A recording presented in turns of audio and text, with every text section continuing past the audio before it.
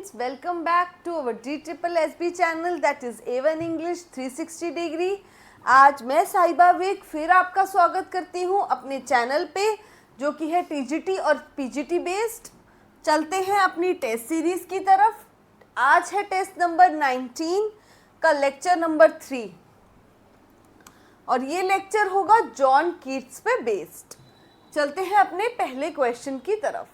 The urn in Keats ode on a Grecian urn। जो urn था यानी जो कलश था किस में? ode on Grecian urn में। is addressed by which one of the following expression? वो किस एक्सप्रेशन से एड्रेस किया गया है वो कलश? कैसा था वो कलश? A actic shape, B bold lover, C green altar, D mysterious priest। बताइए, जो अर्न था, कलश था, वो एड्रेस यानी कि उसे किससे दर्शाया गया है? अर्न को उसे दर्शाया गया है Attic shape. And Attic shape क्या है? It is related to the ancient Greek culture. ये एंशिएंट ग्रीक कल्चर का कलश है, इसलिए ग्रीक में इसी तरह की एक्टिक शेप यूज होती है। Ancient Greek culture, that's why it is called Attic shape. The description that does not refers to Keats Grecian urn is, यानी कि इनमें से कौन सा डिस्क्रिप्शन है जो घड़े के लिए नहीं यूज हुआ है? तो घड़े के लिए घड़े को सेल्विन हिस्टोरियन कहा गया है, एक्टिक शेप कहा गया है, a cold pastoral, pastoral means ग्रामीण घड़ा कहा गया है, उसमें ग्रामीण पिक्चर्स हैं। बट अ मिस्टीरियस प्रीस्ट नहीं कहा गया है। सो इसको और क्या कहा गया है? एक ब्राइड ऑफ सॉलिट्यूड भी कहा गया है, यानी दुल्हन कहा गया है। ब्राइड ऑफ सॉलिट्यूड भी कहा गया है घड़े को। So answer will be D, यानी ये नहीं कहा गया है। Answer will be D. Question 3, to what kind of an altar does the priest lead the garlanded heifer in Keats Ode on a Grecian earn?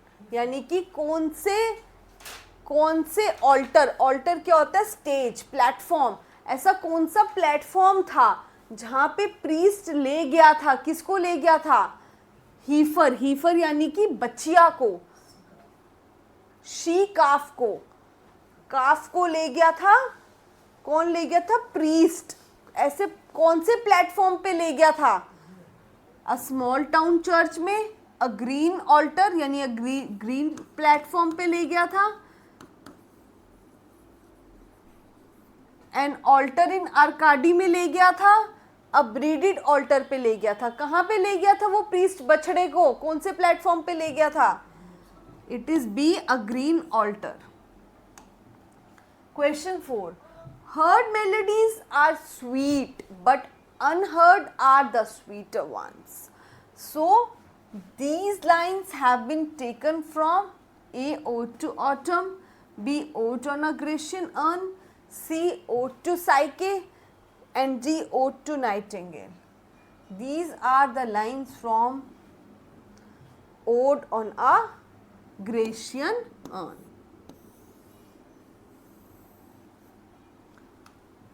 Question 5, which of the following writers is noted for what Keats called negative capability? So कौन से ऐसे writers हैं जिनके लिए Keats ने negative capability का use किया है और जो उसके अंडर आते हैं? इट इज विलियम शेक्सपियर, क्योंकि विलियम शेक्सपियर ही ऐसे राइटर थे जिन्होंने अपने आप को करेक्टर से नेगेट करके रखा और अपनी लाइफ को करेक्टर में नहीं घुसने दिया और डिफ्रेंशिएट करके रखा। So it is William Shakespeare. Question 6, with which of the following poets do we associate the pictorial quality of poetry? कौन से ऐसे पोएट थे जिन्होंने अपनी पोइट्री में इतनी सुंदर पिक्चर्स को दर्शाया है और एक पिक्टोरियल क्वालिटी को शो किया है, वो थे जॉन कीट्स। क्योंकि हमने उनके ग्रेशियन अर्न में भी देखा है कैसे उन्होंने एक बिलवेड का दृश्य दर्शाया है, एक विलेजर्स का सीन है, ग्रेशियन सेल्वियन हिस्टोरियन का सीन है, ब्राइड को कहा गया है, ग्रेशियन अर्न को क्या कहा गया है, ब्राइड ऑफ सॉलिट्यूड कहा गया है। तो ये सब चीज़ें एक पिक्टोरियल वे में उन्होंने बहुत सुंदर दर्शाई हैं ग्रेशियन अर्न में। So he is a pictorial poet, John Keats. Question 7, John Keats died at the age of, John Keats मर गए थे, किस उम्र में मरे थे? जॉन कीट्स की जो बर्थ डेट थी वो थी 1795 एंड इनकी डेथ डेट थी 1821। So he lived for 26 years।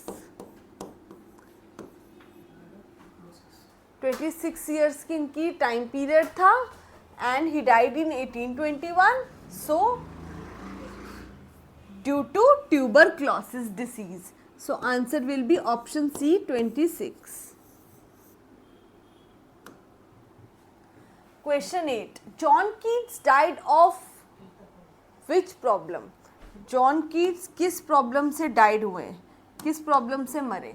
एक कॉलरा से, बी कंजम्पशन से, सी टाइफाइड से एंड डी रीनल फेलियर से।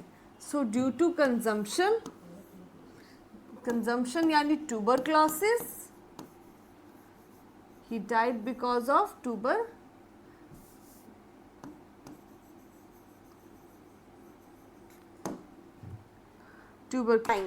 The line, "Thou was not born for death, immortal bird," occurs in which of the following odes?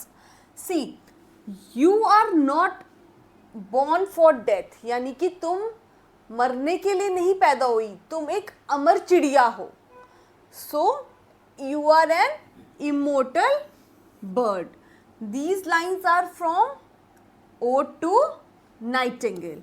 ये odd to Nightingale की lines है और ये एड्रेस किया गया है नाइटिंगेल को। And this is a best example of which figure of speech? Apostrophe. ये एपोस्ट्रोफे का एग्जाम्पल है। और ये जो ओड टू नाइटिंगेल है, this is a poem by John Keats. ये जॉन कीट्स का वर्क है।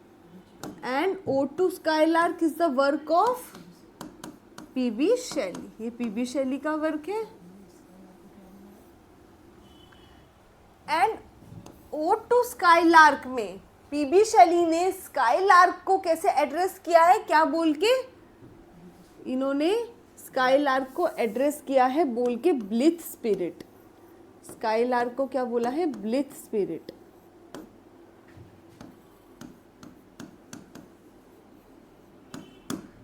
सो you have to remember this. अगर एग्जाम में आता है कि ब्लिथ स्पिरिट कौन सी ओड है, तो it is odd to skylark by PB शैली।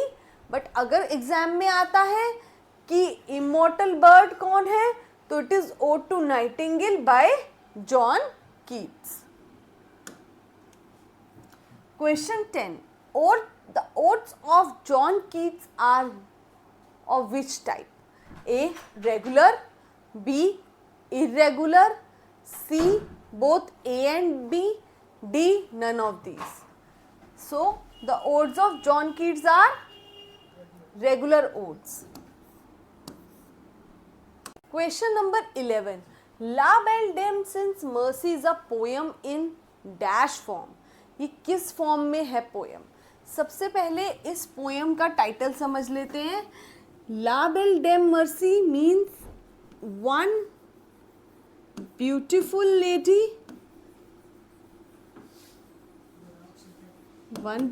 Lady, without sympathy.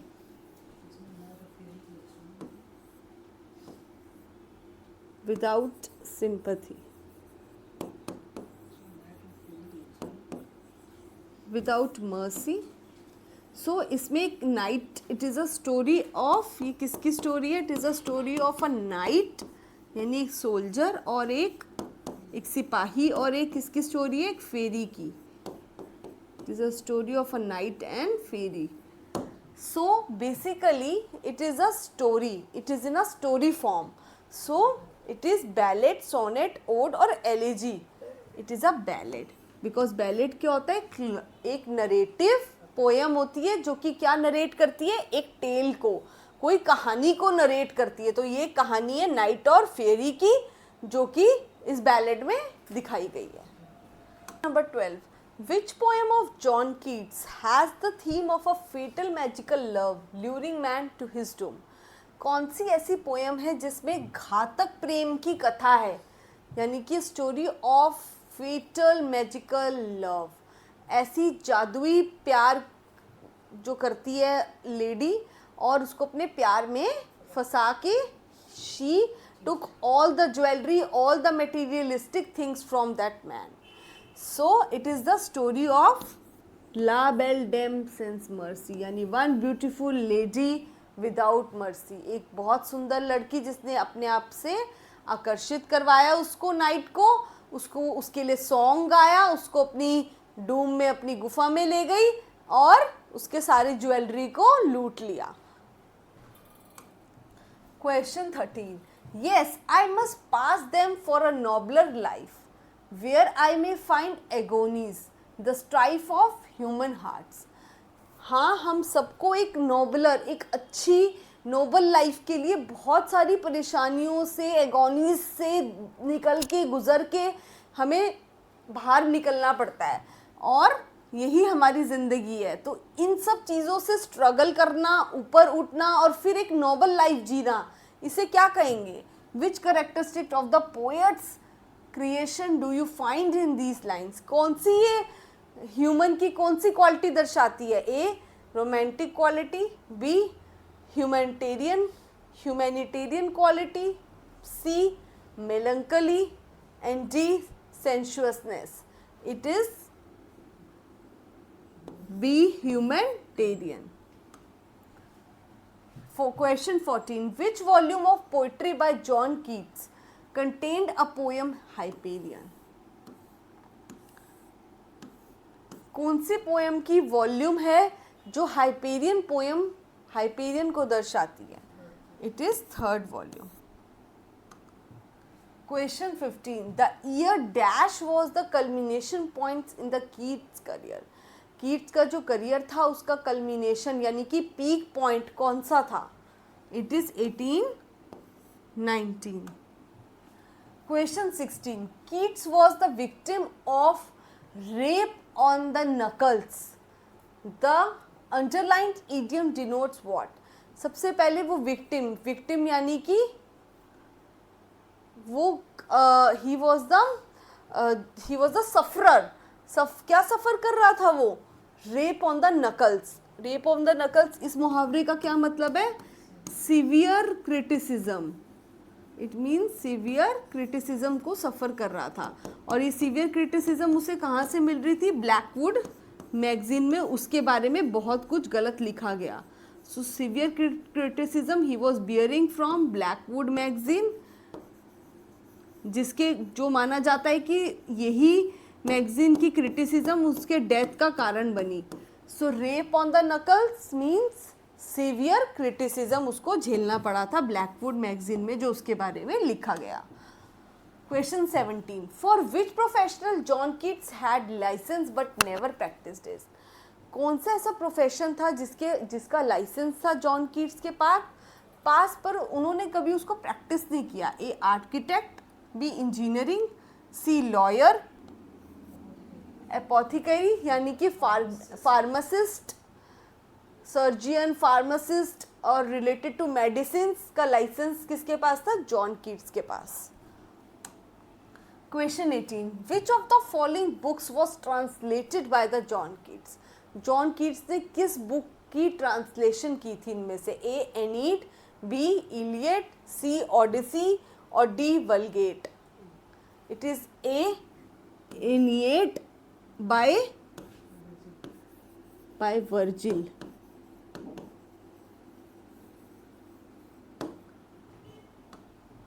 Question 19, what caused John Keats death? John Keats की डेथ कैसे हुई थी, क्या कारण था? A malaria, B tuberculosis, C pneumonia and D typhoid. So the reason for John Keats' death was tuberculosis. That was in year 1821 at the age of 26 years.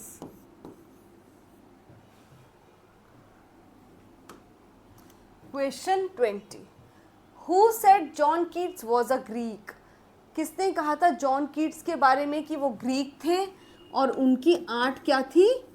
लिखने का style Hellenic art थी, यानी ग्रीक आर्ट थी उनकी. And he lakhs in revolutionary spirit.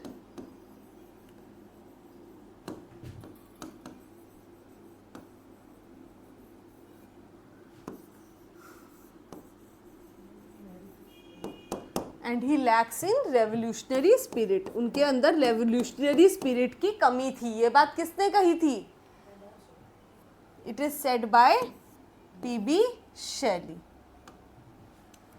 Question 21, the most notable characteristic of Keats poetry. सबसे highlighted characteristic कौन सा था कीट्स की पोएट्री का? A satire, B sensuality, C sensuousness and D social reform. Keats was always called as the sensuous poet, so it is sensuousness. Question 22, which of the following poets does not belong to the lake school? कौन सा इनमें से poet है जो कि lake poet नहीं था? तो सबसे पहले लेक्स पोएट कौन कौन से थे? वर्ड्सवर्थ था लेक पोएट में, रॉबर्ट साउदी थे और एस.टी. कॉलरिज थे. तो कौन नहीं था इनमें से? जॉन कीट्स लेक पोएट में नहीं आते हैं. Question 23, which work was described by John Keats as a feverish attempt rather than a deed accomplished? कौन सा ऐसा वर्क है जो जॉन कीट्स के द्वारा डिस्क्राइब किया जाता है? क्या डिस्क्राइब किया जाता है? अ फीवरिश अटेम्प्ट, यानी कि एक कमजोर प्रयास कहा जाता है, rather than a deed accomplished. कौन सा ऐसा प्रयास है? Endymion, Hyperion, the Eve of Saint Agnes या none of the above? It is Hyperion. Hyperion is described as a very feverish attempt, very low attempt कहा जाता है. Question 24, when did John Keats die? John Keats की death कब हुई थी, कौन से ईयर में हुई थी? It is one and only, that is 1821. मैंने पहले भी कई क्वेश्चंस में आपको बताया है, 1821 में उनकी डेथ हुई थी due to tuberculosis at the age of 26 years. Question 25, Keats dropped the first stanza of one of his odes. It was from which? Keats ने अपनी जो ओड्स लिखी थी उसमें से एक ओड का पहला स्टेंजा उन्होंने हटा दिया था, तो वो कौन सी ओड थी? A Ode to Psyche, B Ode to Melancholy, C Ode to Apollo and D Ode to Indolence. It is odd to Melancholy. Ode to Melancholy वो ओड थी जिसका पहला स्टेंजा उन्होंने रिमूव कर दिया था. Question 26, for whom Keats used the term egotistical sublime. egotistical sublime means, ego means I, जिसमें इन्होंने जो आई की बात करता हो, अपनी हर वर्क में खुद को घुसाता हो, अपनी लाइफ को घुसाता हो, सेल्फ सेंटर्ड पर्सन हो. So it is one and only Wordsworth. Wordsworth को ही उन्होंने कहा है ईगोटिस्टिकल Sublime. Question 27, F. Scott Fitzgerald was a great admirer of the poetry of John Keats. F Scott Fitzgerald बहुत एडमायर करते थे जॉन कीट्स को, उनकी पोइट्री को, उनके वर्क को, और so much that he named one of his novels. इतना एडमायर करते थे कि उन्होंने फिट्जराल्ड ने अपनी एक नॉवल लिखी, और उस नॉवल का जो टाइटल है वो कहाँ से लिया, कीट्स की एक पोएम से लिया, क्योंकि वो कीट्स की पोएम्स को काफ़ी ज़्यादा रीड करते थे और उसको एडमायर करते थे। तो हमें बताना है कि कीट्स की वो कौन सी पोएम थी जिसमें से फिट्जराल्ड ने क्या लिया, टाइटल लिया अपनी नॉवल का। It is odd to nightingale, और लाइन क्या थी, tender is the night. Title क्या था, tender is the night, 1934।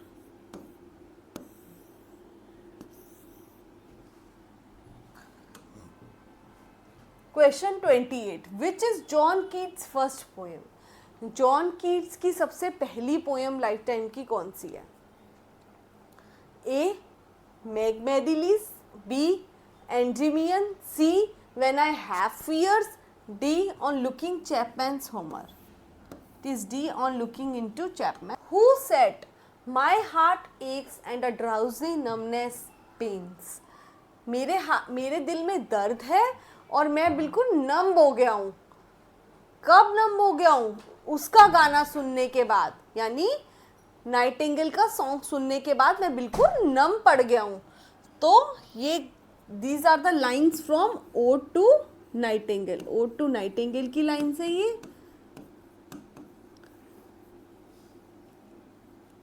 Odd to Nightingale की लाइन से, and these are the lines by John Keats. John Keats की poem. Question 30, who said about John Keats that he is with Shakespeare। यानी कि वो एक बहुत छोटी उम्र में जॉन कीट्स की डेथ हो गई, बट अगर वो जिंदा होते तो शायद शेक्सपियर से भी ज़्यादा उनका नाम होता, वो उनसे भी ज़्यादा फेमस और प्रसिद्ध होते। तो कौन थे वो? Who said this line for John Keats? John Keats के बारे में ये बात बोली थी मैथ्यू अर्नल्ड ने। मैथ्यू अर्नल्ड ने कहा था कि if he would have been alive, अगर वो जिंदा रहते तो शायद ही इज विद शेक्सपियर, वो शेक्सपियर के बराबर क्या, उनसे भी शायद आगे निकल जाते। So this is all for today. You can join me on my channel, YouTube channel, Instagram, Telegram, A1 English।